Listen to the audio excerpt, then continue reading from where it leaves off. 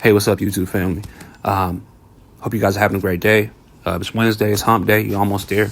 Today we're going to talk about the Pericu Indians, the black Pericu Indians who were on the southern tip of California. We're going to talk about their inhabitants, who they were, how they came to be, and are they considered the first or one of the first Indian tribe in America. We're going to talk about their history. I'm in a book right now called When the World Was Black, the Untold History of the World's First Civilizations, Part 1, Prehistoric Culture. And like I said, we're going to talk about the Pericu, and they were one of the first black Indians of California. So let's go ahead and get started. The tragic fate of the Pericus. In 1533, Spanish navigator Fortune Jimenez became the first European to set foot in Baja California. Never being the one to break tradition, Jimenez and his crew murdered a few Pericu men, including an elder, and raped their women. Interesting. Typical European stuff. But the Pericu were not pleased. They captured Jimenez, beat him to a pulp, killed him, quickly establishing they were not to be played with. And you know what? It says typical European stuff. I'm not gonna support that, because there are also black Europeans as well in Europe. So I don't want to generalize all Europeans, but that's what this book did. But I'll just say that I'm not for that. So let's go ahead and continue. In 1697, Jesuit missionaries from Spain began setting up missions in the Baja Peninsula, but it took over 30 years before they were brave enough to set up camp at the southern tip where the Pericu reigned, the Spanish Jesuits, who were there to establish control of the people before the colonists could come, knew the Pericu did not fear them enough yet. In 1730, Pericu priest Nicholas Tamaral founded a mission in Baja, where he began baptizing Pericu Indians, typically with promises of prosperity to follow. Seeking to establish power, Tamaral and company identified an important Pericu leader, a shaman named Batan, and charged him with licentious behavior because he had more than one wife. They declared that Batan was not fit to lead and that he had been stripped of his leadership role, hoping to establish a show of dominance. Now, these are the games that they played. When these colonists come to these indigenous countries, they play games like this. They come to establish their hierarchy there, and this is just the beginning of it. They'll find the most powerful person, and they'll say, okay, this person is not fit to lead, and these are the things that they'll do, and that they'll use so-called Christianity. They used the Bible and Christianity to overcome people, to take people, to steal land, and to pretty much rob and rape and pillage and plunder. So this goes along with the video I just made in regards to the history of Christianity. So here's another example of a good old Christianity, the religion of men. But I would like to say that Christianity and the God of the Bible, two totally different things. So I am for the God of the Bible. Okay, I am for the real God, not Christianity. So let's go ahead and continue. They weren't ready for what would come next. Batan quickly mobilized a rebel alliance of Pericu and so let me go ahead and sign it out. Guaycura Indians to oust the Jesuits from Pericu land. Their plan was multifold. First, they would kill the native soldiers, Indians, who now fought for the Spaniards, one by one, and then the missionaries and converts, before finally sweeping the missions themselves. And they actually followed through. They stormed the Santiago mission, creeping in while the soldiers were out, slaying the priest and charged with a hail of arrows. When a native convert in the mission couldn't stop crying over the dead priest, they killed him too. Look, they killed him too.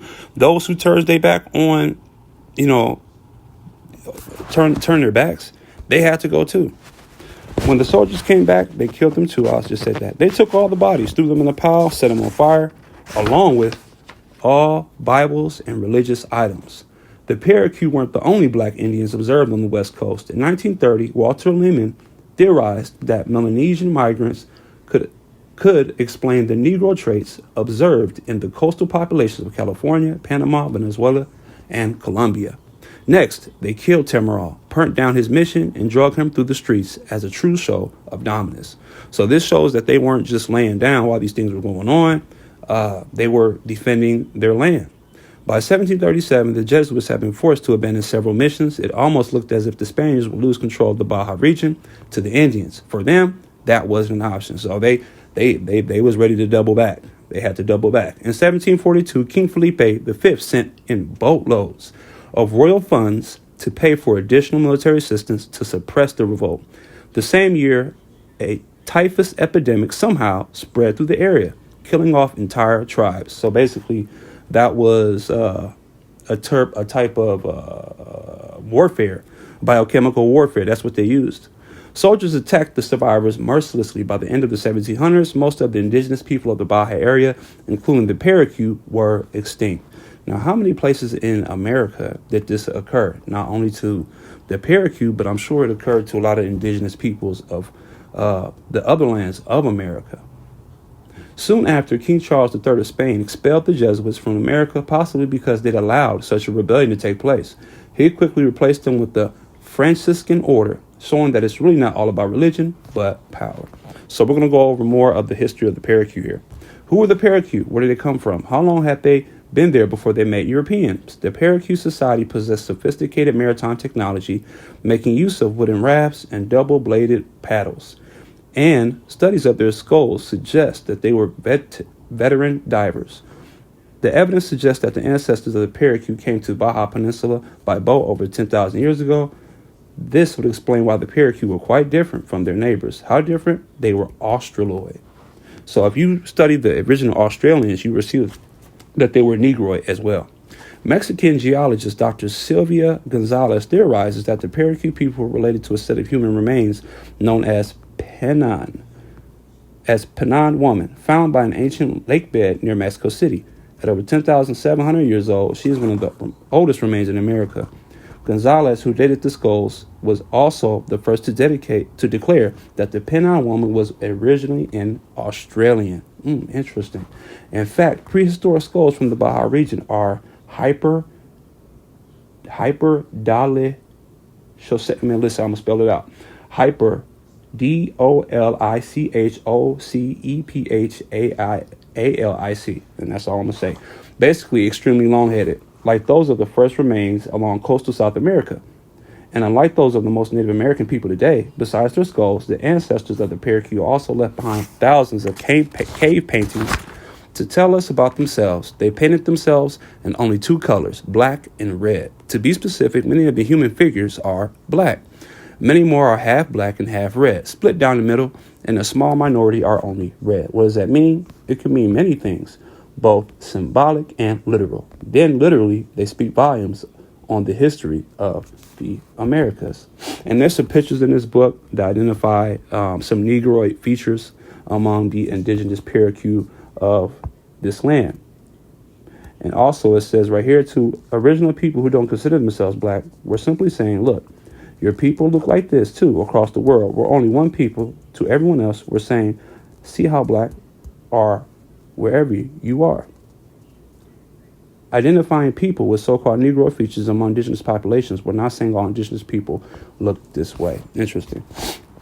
Okay, let's go ahead and continue. This place in the book is called They Came Way Before Columbus. And the December 1986 issue of Journal of African Civilizations, not everything is African. Not everything comes from Africa, so let's go ahead and dodge that hijack.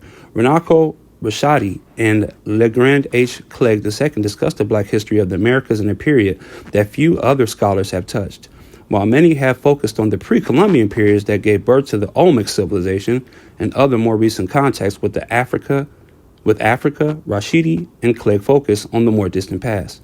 They addressed the pivotal work of anthropologists like Harold S. Gladwin, Ronald B. Dixon, Ernest A. Houghton, Thomas Griffith Taylor, and Sir Arthur Keith, all prominent white scholars and scientists who fell into disfavor for their views among the first people to settle the Americas. Their crime? They said the first Americans were black. In his 1947 Men Out of Asia, now out of print, Henry Gladwin identified Australoid traits and skulls found at early sites along the path that the migration into the Americas is likely to have taken.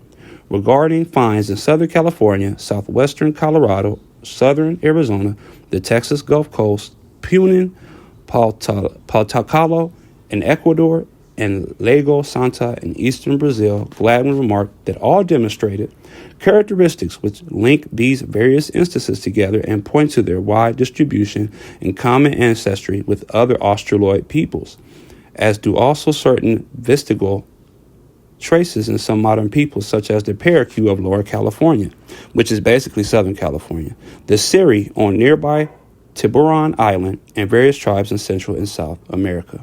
People of Australoid type were once widely distributed, and survivals of some of their features, customs, and culture are still to be found in isolated localities. All right, so we're going to go ahead and stop right there.